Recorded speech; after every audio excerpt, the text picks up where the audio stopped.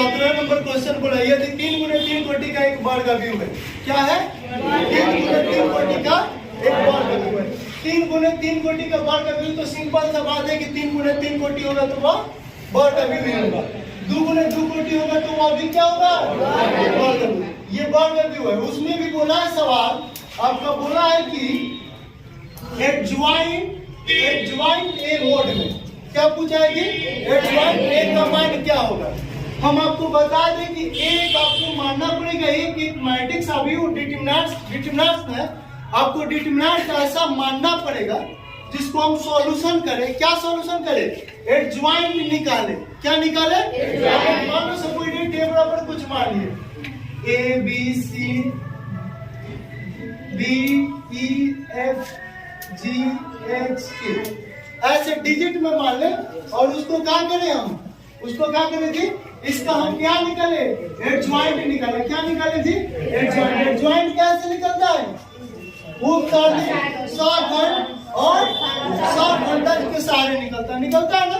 उसके बाद हम इसको निकालेंगे और देखेंगे कि इसका मान ऑप्शन ए के बराबर आ रहा है। ऑप्शन ए क्या है? मोड ए का मान जो भी ए का मान होगा इसका मोड तिरछा तिरछी गुना करके हम निकाल लेते हैं। अगर समान आएगा तो कोई इसका मान होगा? मोड ए का मान होगा ना। चलिए ये चेक करेंगे। बी ऑप्शन बोला है, क्या बोला है जी? मोड ए स्क्वायर। क्या बोला है? मोड ए स्क्वायर। मोड ए स्क्वायर का मतलब कौन सी? जो मान आएगा उनका ए स्क्वायर के स्क्वायर करना है एकरा के तो ओकरा बराबर आ रहा है कि नहीं। कौन मान? एडज्वाइंट ए का मान। समझ में आ रहा है? और सी क्या है आपका? मोड ए क्यू। और डी क्या है? मोड ए। और करेंगे ये तो सबसे आसान है। देखिए हाई निकाल सकते असाइनमेंट नहीं होगा तो इसको काटेंगे, उसके बाद 3 निकालेंगे। एक या 3 गुना करेंगे, नहीं आ रहा है तो इसको भी काटेंगे। उसके बाद हम क्या निकाल सकते हैं? क्या ए क्यू निकाल सकते हैं कि ए स्क्वायर निकाल सकते हैं? ए स्क्वायर निकाल सकते हैं। तो हम ए स्क्वायर निकालेंगे और हमको उम्मीद है कि ऑप्शन नंबर होता ही है बी नंबर। क्या होगा जी? बी नंबर होगा। समझ में आया? क्वेश्चन नंबर नेक्स्ट 18 देखेंगे। 18 क्वेश्चन आपका क्वेश्चन 18 देखेंगे। 18 बोला है एक कोटि 2 का व्युत्क्रमणीय अवयव है। क्या है जी? 2 कोटि का व्युत्क्रमणीय अवयव है। तो क्या निकालना है?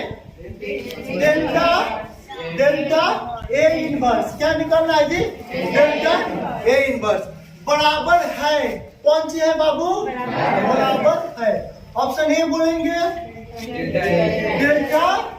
Delta A. बी बोलेंगे 1 बटा डेल्टा ए। सी बोलेंगे 1। डी बोलेंगे 0। यही ना है? गौर करेंगे।